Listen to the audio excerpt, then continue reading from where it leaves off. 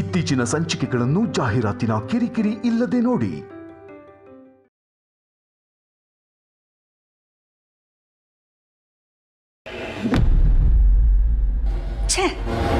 ದಾಮಿನಿಗೆ ಮನೆಗೆ ಬಂದಿರೋ ಗೆಸ್ಟ್ ಹತ್ರ ಹೇಗೆ ಮಾತಾಡಬೇಕು, ಹೇಗೆ ನಡ್ಕೋಬೇಕು ಅಂತ ಗೊತ್ತೇ ಆಗಲ್ಲ. ಆ ಹುಡುಗಿ ಏನೋ ಸುಮ್ಮನೆ ಇದ್ಲು. ಆ ಜಾಗದಲ್ಲಿ ಬೇರೆ ಯಾರಾದರೂ ಇದ್ದಿದ್ರೆ ನಮ್ಮ ಮನೆ ಬಗ್ಗೆ ಏನು ಅನ್ಕೊಂಡಿರೋರು?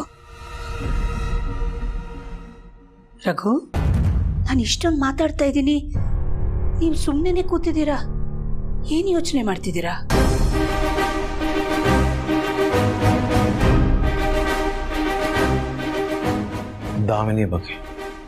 ದಾಮಿನಿ ಬಗ್ಗೆನಾ? ಏನು? ದಾಮಿನಿ ಮಾಡೋ ಕೆಲಸಗಳ ಟೈಮಿಂಗ್ಸು ರಾಂಗ್ ಆಗಿರ್ಬೋದು, ಆದರೆ ಅವಳು ಹೇಳಿರೋ ಎಲ್ಲ ವಿಷಯಗಳು ರಾಂಗ್ ಆಗಿಲ್ಲ. ಅರ್ಥ ಆಗಲಿಲ್ಲ. ಅಂದರೆ ಇದಕ್ಕೆ ಮುಂಚೆ ದಾಮಿನಿ ನಮ್ಮ ಹತ್ರ ಬಂದು ಹೇಳ್ಕೊಂಡಿರೋ ಎಷ್ಟೋ ವಿಷಯಗಳನ್ನ ಒಂದ್ಸಲ ನೆನಪು ಮಾಡ್ಕೊ. ಪ್ರಾರಂಭದಲ್ಲಿ ನಾವು ಯಾವುದು ನಂಬ್ತಿರ್ಲಿಲ್ಲ, ಆದರೆ ಕೊನೆಗಾಗಿದ್ದೇನು ಅವಳ ಮಾತೆ ಸತ್ಯ ಅಂತ ಪ್ರೂವ್ ಆಯ್ತು ತಾನೆ.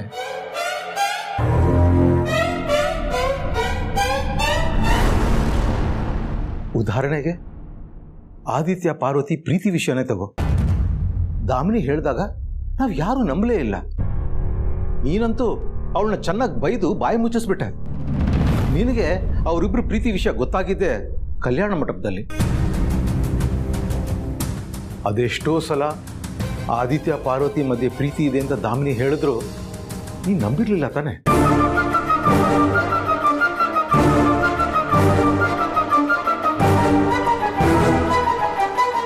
ಅದೇ ತರ ಈಗ ದಾಮಿನಿ ಹೇಳಿದಾಗೆ ನಿನ್ನೆ ರಾತ್ರಿ ಅವಳು ನೋಡಿದ್ದು ಯಾಕೆ ಮೋನಿಕಾನೇ ಆಗಿರಬಾರ್ದು?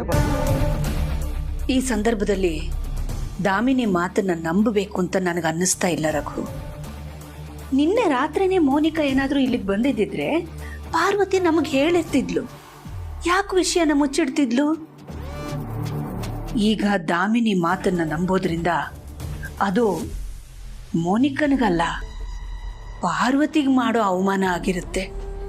ಯಾಕಂದ್ರೆ ಆ ಹುಡುಗಿನ ಕರ್ಕೊಂಡು ಬಂದಿರೋದು ಪಾರ್ವತಿ. ಮನೆ ಕೆಟ್ಟದ್ ಮಾಡೋ ಹುಡುಗಿನ ಪಾರ್ವತಿ ಮನೆ ಒಳಗಡೆ ಬಿಟ್ಕೋತಾಳ?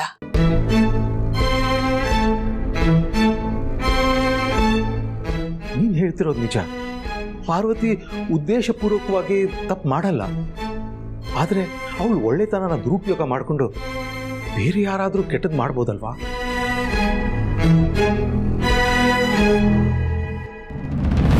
ಈಗ ನಿನ್ನೆ ತಗೋ, ಅರಸನ ಕೋಟೆಗೆ ನೀನೇ ದೊಡ್ಡ ರಕ್ಷಾ ಕವಚ.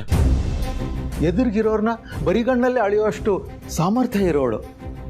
ಆದ್ರೆ ಅನುಷ್ಕಾ, ಅನನ್ಯ, ಯಾಮಿನಿ ವಿಷಯದಲ್ಲಿ ನೀನೇ ಏಮಾರ್ಲಿಲ್ವಾ?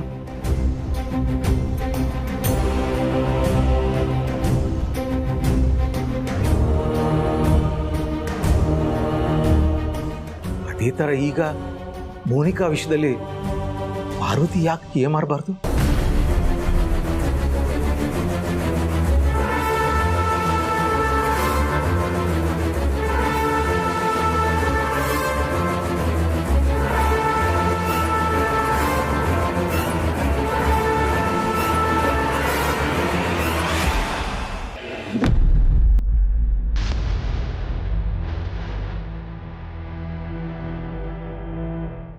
ಈಗಲೇ ಅಲ್ಲಿಂದ ಹೊರಟ್ಪ.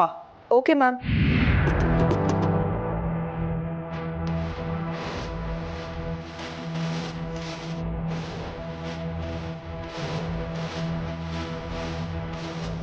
ನಿಂತ್ಕೊಳ್ಳಿ.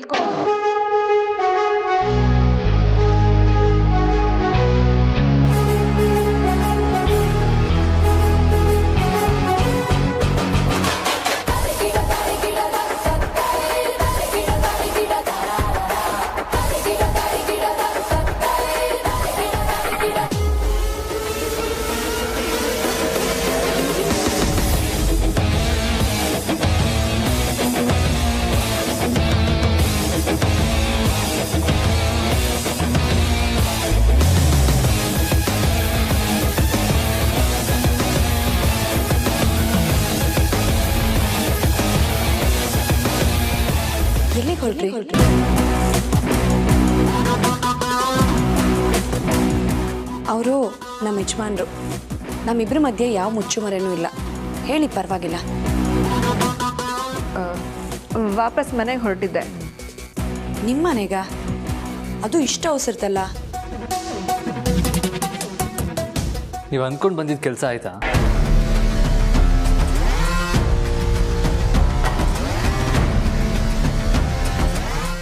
ಐ ಮೀನ್, ನಿಮ್ಗಾಗಿರೋ ಅನ್ಯಾಯಕ್ಕೆ ನ್ಯಾಯ ಕೇಳೋದಕ್ಕಲ್ವ ನೀವು ಬಂದಿದ್ದು?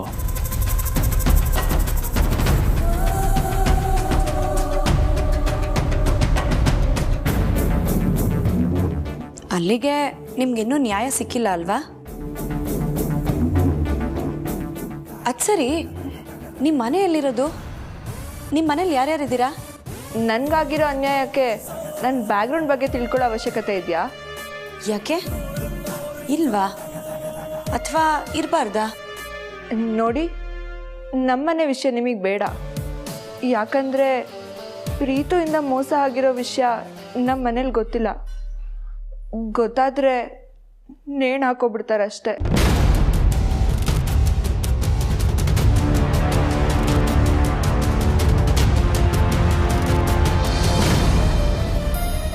ನಿಮಗೆ ಜನನಿ ಅವ್ರ ಜೊತೆ ತುಂಬ ಒಳ್ಳೆ ಬಾಂಡಿಂಗ್ ಇದೆ. ನೀವು ನನಗೆ ನ್ಯಾಯ ಕೊಡ್ಸಕ್ಕೆ ಹೋದರೆ ಜನನಿ ಅವ್ರಿಗೆ ಅನ್ಯಾಯ ಆಗುತ್ತೆ. ಅವ್ರ ಮುಖ ನೋಡ್ಕೊಂಡು ನಾನಿಲ್ಲಿದ್ರೆ ನನಗೆ ಅನ್ಯಾಯ ಆಗುತ್ತೆ. ಸುಮ್ಮನೆ ನನ್ನಿಂದ ನೀವು ಇಕ್ಕಟ್ಟಿಗೆ ಸಿಗಾಕೊಂಡಿದ್ದೀರಾ ಅನಿಸುತ್ತೆ. ಪ್ರೀತಿಯಿಂದ ನನಗೆ ಮೋಸ ಆಯಿತು ಅಂತ ಅವ್ರ ಹೆಂಡತಿಗೆ ನನ್ನಿಂದ ಮೋಸ ಆಗೋದು ಬೇಡ. ಅದಕ್ಕೆ ನಾನು ಇಲ್ಲಿಂದ ಹೋಗ್ತೀನಿ.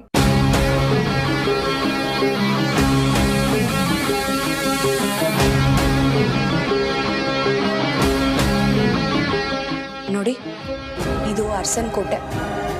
ಅನ್ಯಾಯ ಆಗಿದೆ ಅಂತ ಬಂದವರು ಇಲ್ಲಿ ನ್ಯಾಯ ಸಿಗದೆ ವಾಪಸ್ ಹೋಗೋ ಹಾಗಿಲ್ಲ. ಅದು ನಮ್ಮ ಮನೆತನಕ್ಕೆ ಅವಮಾನ ಮಾಡಿದ ಹಾಗೆ. ಹಾಗಾಗಿ ನೀವು ಕೂಡ ಇಲ್ಲಿಂದ ಹೋಗೋ ಹಾಗಿಲ್ಲ.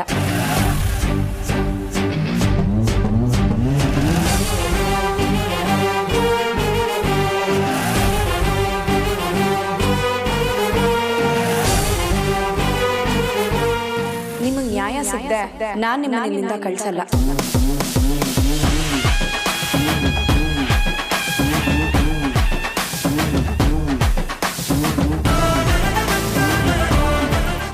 ಬನ್ನಿ ಒಳಗೆ.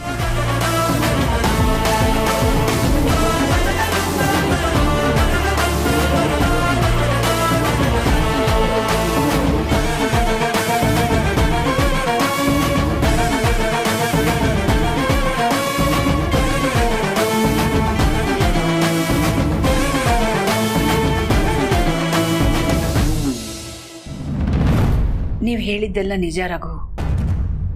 ಅನುಷ್ಕಾ, ಅನನ್ಯ, ಯಾಮಿನಿ ವಿಷಯದಲ್ಲಿ ನಾನು ಎಡವಿದ್ದು ನಿಜ. ಆದರೆ ಅವ್ರು ಎಲ್ಲರ ಬಣ್ಣನ ಬಯಲಿಗೆ ಎಳೆದಿದ್ದು ನಮ್ಮ ಪಾರ್ವತಿ ತಾನೇ. ಎಲ್ಲರ ಮಧ್ಯೆ ಒಂದಾಗಿ ಬದುಕೋಳು ನಮ್ಮ ಪಾರ್ವತಿ. ಎದುರುಗಡೆ ಇರೋರು ಹೇಗಿದ್ದಾರೆ ಅಂತ ತಿಳ್ಕೊಳ್ಳೋದ್ರಲ್ಲಿ ನನಗಿಂತ ನಿಸ್ಸೀಮಳು. ಬಹಳ ಜಾಣತನ ಇದೆ ಅವಳಲ್ಲಿ. ನೋಡಿ ರಘು, ಅನುಷ್ಕಾ, ಅನನ್ಯ ಅರುಂಧತಿ ಮಕ್ಕಳು. ಯಾಮಿನಿ ಕೂಡ ಅರುಂಧತಿ ಕಡೆಯೋಳೆ. ನಮ್ಮ ಮನೆಗೆ ಬರೋವಾಗಲೇ ದ್ವೇಷದ ಕಿಡಿನ ಇಟ್ಕೊಂಡೇ ಬಂದವರು. ಆದರೆ ಮೋನಿಕಾ ಅವಳ ಆಗಲ್ವಲ್ಲ. ನಮ್ಮ ಹನುಮಂತು ಊರಿನ ಚೇರ್ಮನ್ರ ಮಗಳು, ನಮ್ಮ ಪಾರ್ವತಿಯ ಸ್ನೇಹಿತೆ. ಅವಳು ಯಾಕೆ ನಮ್ಮ ಮನೆಗೆ ಕೇಡು ಬಯಸ್ಬೇಕು ಅಂತ ನೋಡ್ತಾಳೆ? ಆದರೂ ರಘು, ನೀವು ವಿನಾಕಾರಣ ಟೆನ್ಷನ್ ಮಾಡ್ಕೋತಾ ಇದ್ದೀರಾ. ನಾವು ನಮ್ಮ ಸೊಸೆ ಪಾರ್ವತಿನ ನಂಬೋಣ. ಜೊತೆಗೆ ಆದಿನೂ ಇದ್ದಾನೆ. Just don't worry.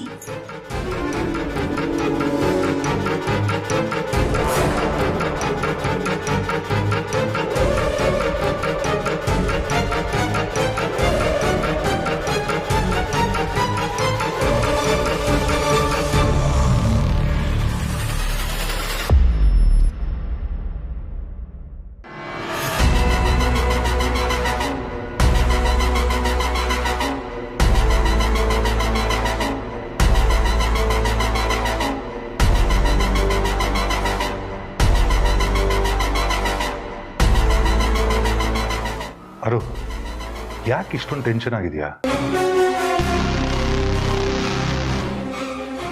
ಮೈ ಮೇಲೆ ಬೆಂಕಿ ಮಳೆ ಬೀಳೋ ಥರ ಆಗ್ತಿದೆ. ಆ ಪಾರ್ವತಿಯಿಂದ ನಾನು ಕಳ್ಕೊಂಡಿದ್ದೆಲ್ಲ ನೆನಪಾಗ್ತಿದೆ. ನನ್ನ ಲೈಫಲ್ಲಿ ಏನೇ ಬಿರುಗಾಳಿ ಎದ್ದಿದ್ರು ಅದಕ್ಕೆ ಕಾರಣ ಆ ಪಾರ್ವತಿನೇ.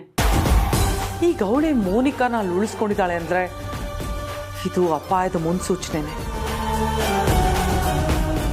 ಆ ಪಾರ್ವತಿಯಿಂದ ನನ್ನ ಪ್ರೀತಿಯ ಮಗಳು ಅನುಷ್ಕಾನ್ ಕಳ್ಕೊಂಡೆ. ಅವಳಿಂದಾನೇ ನನ್ನ ಮುದ್ದಿನ ಮಗಳು ಅನನ್ಯ ಜೈಲ್ ಸೇರ್ಕೊಂಡ್ಲು. ನಮಗೋಸ್ಕರ ನಮ್ಮ ಜೊತೆಲಿದ್ದ ಯಾವಿನಿ ದೂರ ಆದ್ಲು. ಈಗ ನಮಗಿರೋದು ಮೋನಿಕಾ ಮಾತ್ರ. ಅವಳು ನಮ್ಮ ಸೀಕ್ರೆಟ್ ವೆಪನ್. ಆದ್ರೆ ಅವಳನ್ನ ಈ ಪಾರ್ವತಿ ಉಳಿಸ್ಕೊಂಡಿರೋದು ನೋಡಿದ್ರೆ ನನಗೆ ಯಾಕೋ ಭಯ ಆಗ್ತಿದೆ. ಅವಳ ತಲೆಯಲ್ಲಿ ಏನೋ ಓಡ್ತಿದೆ. ಐ ಆಮ್ ಶ್ಯೂರ್ ನಾವು ಮೋನಿಕಾನ ಅಲ್ಲಿ ಕಳಿಸಿದ್ದೆ ಪ್ರೀತುನ ಕಂಟ್ರೋಲಿಗೆ ತಗೊಳ್ಳಿ ಅಂತ. ಆದರೆ ಇವಳು ಮಾತಾಡ್ತಿರೋದು ನೋಡಿದ್ರೆ ಇವಳೇ ಅವ್ರ ಕಂಟ್ರೋಲಲ್ಲಿ ಇದ್ದಾಳೆ ಅನ್ನಿಸ್ತಾ ಇದೆ. ಒಂಟಿ ಹುಡುಗಿ ಯಾವುದಾದ್ರೂ ಸಂದರ್ಭದಲ್ಲಿ ಹೆದರಿ ಬಾಯಿ ಬಿಟ್ಬಿಟ್ರೆ? ಇನ್ನೂ ಏನು ಬಾಯಿ ಬಿಟ್ಟಿಲ್ವಲ್ಲ ಅವರು? ನೀನೇನು ಹೆದರ್ಕೋಬೇಡ.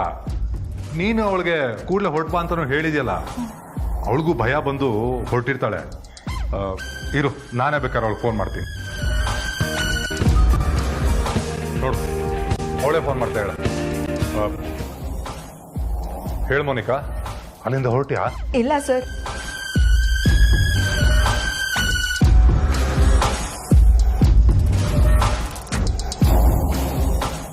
ಏನ್ ಹೇಳ್ತಾ ಇದೀಯಾ? ಹೌದು ಸರ್, ಇನ್ನೇನು ಹೊರಟಿದೆ. ಬಾಗ್ಲ ತನಕ ಬಂದಿದ್ದೆ. ಆದ್ರೆ ಆ ಗಂಡ ಹೆಂಡತಿ ಇಬ್ರು ಬಂದು ನನ್ನ ತಡೆದ್ರು.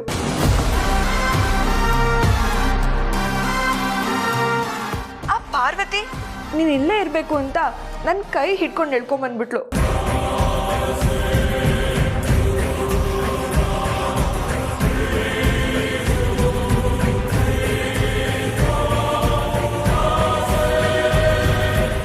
ನೀನೇನು ಬಾಯ್ಬಿಟ್ಟಿಲ್ಲ ತಾನೆ? ಇಲ್ಲ ಮ್ಯಾಮ್. ಆದ್ರೆ ಆ ಪಾರ್ವತಿ ಮಾತ್ರ ನಿಮ್ಮ ಮನೆಯಲ್ಲಿ ಏನು ಎತ್ತಾ ಅಂತ ನನ್ನ ಹತ್ರ ಬಾಯ್ ಬಿಡ್ಸಕ್ಕೆ ಟ್ರೈ ಮಾಡಿದ್ಲು. ಆದರೆ ನಾನೇನು ಹೇಳಿಲ್ಲ. ಏನೋ ಒಂದು ಕತೆ ಕಟ್ತೆ. ಗುಡ್ ಮ್ಯಾಮ್, ನನಗಿಲ್ಲಿರೋದಕ್ಕೆ ತುಂಬಾ ಭಯ ಆಗ್ತಾ ಇದೆ. ಈ ಮನೇಲಿ ದಾಮಿನಿ ಅಂತ ಒಬ್ಳು ಹೆಂಗಸಿದಾಳಲ್ಲ, ಅವಳಿಗೆ ನಾನಿಲ್ಲಿ ನೆನ್ನೆನೇ ಬಂದಿದ್ದೀನಿ ಅಂತ ಡೌಟ್ ಬಂದಿದೆ.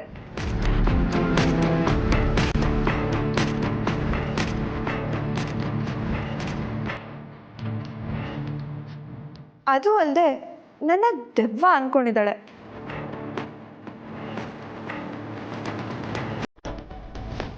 ಬೇತಾಳ ಥರ ನನ್ನ ಬೆನ್ನ ಹಿಂದೆ ಬಿದ್ದಿದ್ದಾಳೆ.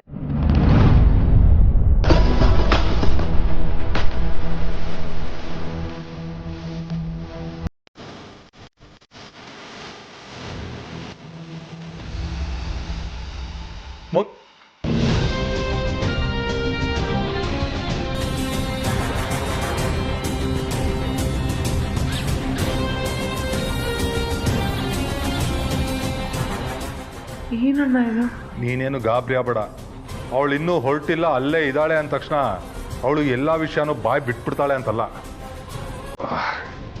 ನೋಡು, ಅವಳು ಬುದ್ಧಿವಂತ ಇದ್ದಾಳೆ. ಯಾವ ವಿಷಯನೂ ಬಾಯಿ ಬಿಡಲ್ಲ ಅವಳು. ನೀನು ಧೈರ್ಯವಾಗಿರು.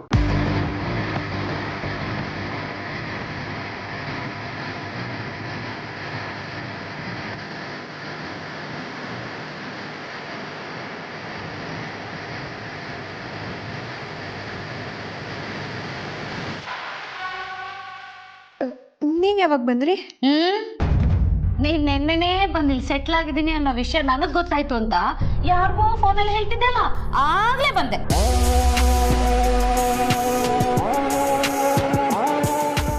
ಅಲ್ಲಿಗೆ ರಾತ್ರಿ ನಾನ್ ನಿನ್ನ ನೋಡಿದ್ದು ನಿಜ ತಾನೆ?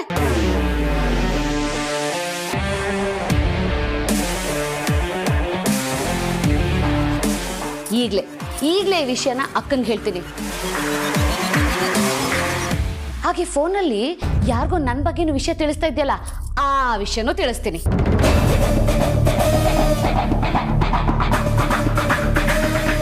ನಿನ್ನ ಫೋನ್ ಚೆಕ್ ಮಾಡಿದ್ರೆ ನಿನ್ನ ಹಿಂದೆ ಯಾರ್ಯಾರಿದ್ದಾರೆ ಅನ್ನೋ ಇನ್ಫಾರ್ಮೇಷನ್ ಎಲ್ಲ ನಮಗೆ ಗೊತ್ತಾಗುತ್ತೆ. ಅಂದಹಾಗೆ ಪಾರುನೇ ಅಲ್ವಾ ನಿನ್ನನ್ನು ಕರ್ಕೊಂಡು ಬಂದಿದ್ದು? ಅಂದರೆ ನೀನು ಅವ್ರ ಊರೋಳಲ್ಲ. ಆಹಾ, ನೀನು ಯಾವುದೋ ಕ್ರಿಮಿನಲ್ ಟೀಮ್ನೊಳಗೆ ಇರಬೇಕು. ನಿಮ್ಮಿಬ್ಬರಿಗೂ ಇದೆ ಇವತ್ತು ಮಾರಿ ಹಬ್ಬ. ಹಾಂ, ಇವತ್ತಿನ ಬಾಯಿ ಬಿಡಿಸ್ತೀನಿ. ಸತ್ಯ ಏನು ಅಂತ ಕಕ್ಲೇಬೇಕು. ಅಕ್ಕ ಅಕ್ಕ, ಇವತ್ತು ಮಾತ್ರ ಇವಳನ್ನ ಸುಮ್ಮನೆ ಬಿಡಲ್ಲ ನಾನು. ಅಕ್ಕ, ಏಯ್ ಯಾಕೆ ಅಡ್ಡಾಗ್ತಾ ಇದೆಯಾ? ತೆಗೆಗೈ. ಪಾರ್ವತಿ ಅವ್ರು ಹೇಳ್ತಾ ಇದ್ದಿದ್ದು ನಿಜಾನೇ ಅನ್ಸುತ್ತೆ. ಬಾಯಿ ಬಡ್ಕಿ ಒಂಚೂರು ಬುದ್ಧಿನೇ ಉಪಯೋಗಿಸಲ್ಲ ಅಂತ ಇದ್ರು. ಅದಿವತ್ತು ನಿಜ ಅಂತ ಪ್ರೂವ್ ಆಯ್ತು. ಏಯ್, ಏನೇ ಹೇಳ್ತಾ ಇದೀಯಾ? ನಿಜಾನೇ ಹೇಳ್ತಾ ಇದ್ದೀನಿ. ಅಲ್ಲ, ನೀವು ನೋಡಿದ್ದೀನಲ್ಲ, ಕೇಳಿದ್ದೀನಲ್ಲ, ಅದು ಹೇಗೆ ನಿಜ ಅಂತ ಅನ್ಕೊಂತೀರಾ? ನಿಮ್ಗೇನೋ ಕಾಯಿಲೆ ಇರಬೇಕು ನೋಡಿ. ನಿಮಗೆ ಕಾಣಿಸ್ತಿದೆ ಅಂದರೆ ಮೋಸ್ಟ್ಲಿ ಚಿಕ್ಕಮ್ಮ ನಿಮಗೆ ಅಂಟ್ಕೊಂಡ್ರೆ ಹೊಸ ಕಾಯಿಲೆ ಇರಬೇಕಿದು. ನನಗೆ ಅನ್ಸುತ್ತೆ ಇವ್ರಿಗೆ ಮತ್ತೆ ಹಳೆ ಕಾಯಿಲೆ ಅಂಟ್ಕೊಂಡಿದೆ ಅಂತ.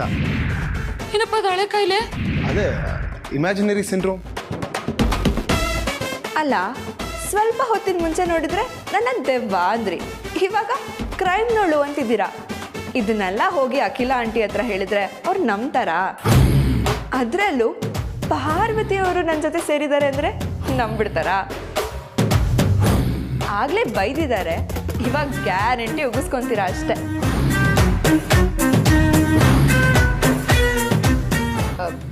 ಹೇಳೋದು ಕರೆಕ್ಟೆ. ಅಕ್ಕನ ಹತ್ರ ಹೋಗಿ ಈ ವಿಷಯ ಹೇಳಿದ್ರೆ ಗ್ಯಾರಂಟಿ ಬೈತಾರೆ. ಅದಕ್ಕೆ ನಿಮ್ಮ ಪಾಡಿಗೆ ನಿಮ್ಮ ರೂಮಿಗೆ ಹೋಗಿ ಸೆಟ್ಲ್ ಆಗಿ.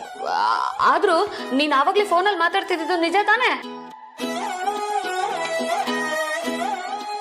ನಾನಾ? ಫೋನಲ್ಲ, ಚಚೆ, ಸುಳ್ಳು ಸುಳ್ಳು. ಅದೇ ನಾನು ನಮ್ಮ ಕಿವಿಯಾರ ಕೇಳಿಸ್ಕೊಂಡಿದ್ದು. ಅದು ನಿಮ್ ಭ್ರಮೆ. ನಾನು ನಮ್ಮ ಅಪ್ಪನ ಜೊತೆ ಫೋನಲ್ಲಿ ಮಾತಾಡ್ತಿದ್ನಪ್ಪ. ಅಯ್ಯೋ, ನಿಮ್ಗೆ ಇನ್ನೂ ನಂಬಿಕೆ ಬರಲಿಲ್ಲ ಅಂದ್ರೆ ಹೋಗ್ಬಿಟ್ಟು ಹೇಳಿ, ಚೆನ್ನಾಗಿ ಬೈಸ್ಕೊಳ್ಳಿ. ನಂಗೇನಾಗಬೇಕಾಗಿದೆ? ಓ ಮೈ ಗಾಡ್, ಸಿಂಡ್ರೆಲಾ, ನಾನು ಕೇಳಿಸ್ಕೊಂಡಿದ್ದು, ಇವಳು ಮಾತಾಡಿದ್ದು, ಅಂದರೆ ನಾನು ನೋಡಿದ್ದು.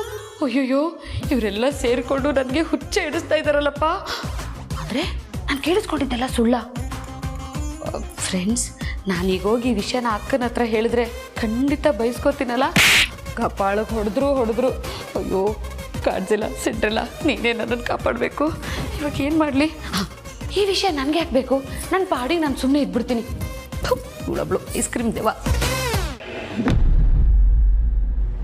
ಆ ಹುಡುಗಿ ನನ್ನ ಮೈದ್ನನಿಂದ ಮೋಸ ಆಗಿದೆ ಅಂತ ಅಂದಾಗ ಈ ಮನೆ ಸೊಸೆಯಾಗಿ ನಾನು ಅವಳಿಗೆ ನ್ಯಾಯ ಕೊಡಿಸ್ತೀನಿ ಅಂತ ಹೇಳಿದೆ.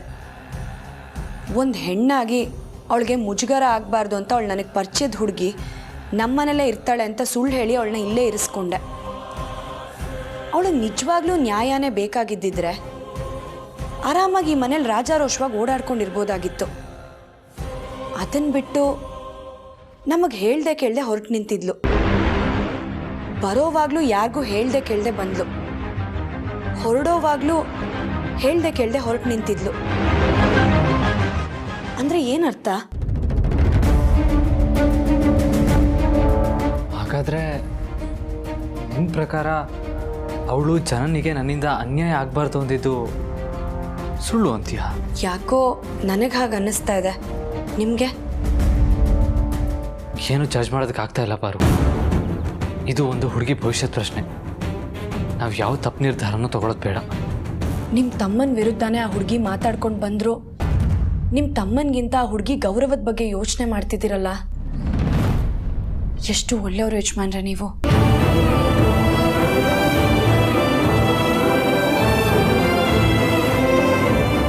ನನ್ನ ಉದ್ದೇಶ ಇಷ್ಟೇ ಪಾರು.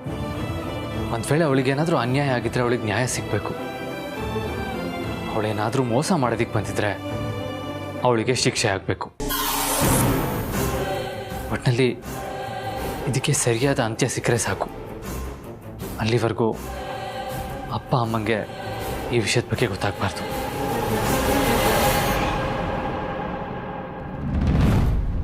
ಹಾಗೆ ಈ ವಿಷಯ ಜನನಿಯವ್ರಿಗೂ ಗೊತ್ತಾಗೋದು ಬೇಡ ಯಜಮಾನ್ರೆ. ಯಾವುದೇ ಕಾರಣಕ್ಕೂ ಒಂದು ಸ್ವಲ್ಪನೂ ಅನುಮಾನ ಬರ್ದಿರೋ ಥರ ನಾವು ನೋಡ್ಕೋಬೇಕು.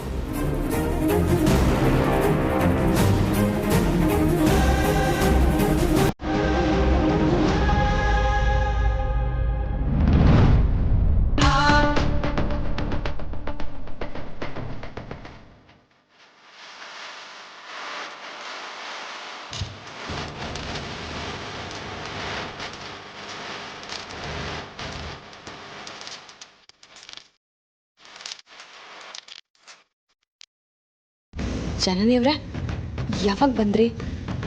ಅದೇ ಯಾವುದೇ ಕಾರಣಕ್ಕೂ ನನಗೆ ಅನುಮಾನ ಬರ್ದೇ ಇರೋ ಥರ ನಡ್ಕೋಬೇಕು ಅಂತಿದ್ರಲ್ಲ, ಆಗ ಬಂದೆ.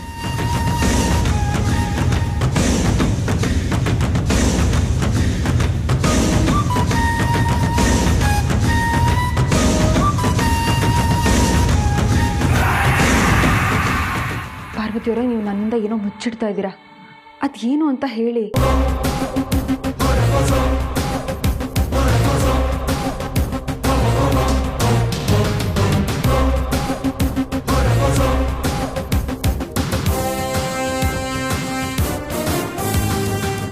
ನಾನು ಊರಿಗೆ ಹೋಗಿ ಬರೋ ಅಷ್ಟರಲ್ಲಿ ಈ ಮನೆಯಲ್ಲಿ ಏನೇನೋ ಬದಲಾವಣೆಗಳಾಗಿದೆ.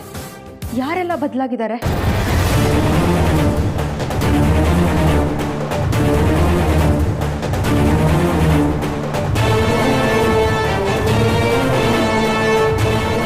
ಪಾರು, ಇನ್ನು ವಿಷಯ ಮುಚ್ಚಿಟ್ಟು ಪ್ರಯೋಜನ ಇಲ್ಲ.